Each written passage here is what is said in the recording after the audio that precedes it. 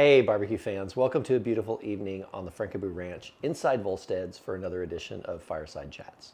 So this evening I wanted to talk about smoker life. It's not anything we like to talk about, but believe it or not, your smoker does have a lifespan.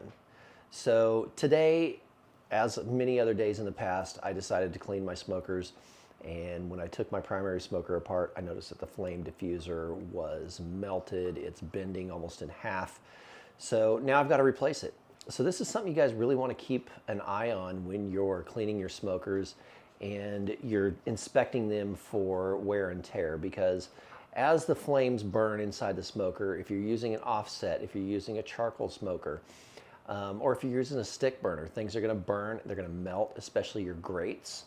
All sorts of components like this. So with the guys like myself who use the pellet cookers, the flame diffuser is going to be the first thing to go.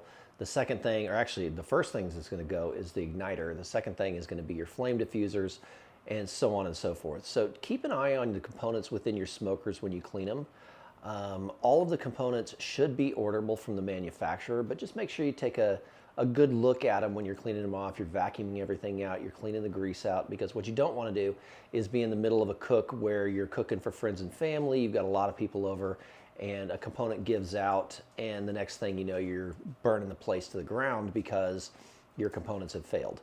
So just a little pearl of wisdom for you there. Just keep an eye on your components and replace them as they are needed. Like mine, I'm going to be ordering a new flame diffuser tomorrow to put into my Traeger. So there you go, guys. Until next time, keep on smoking it.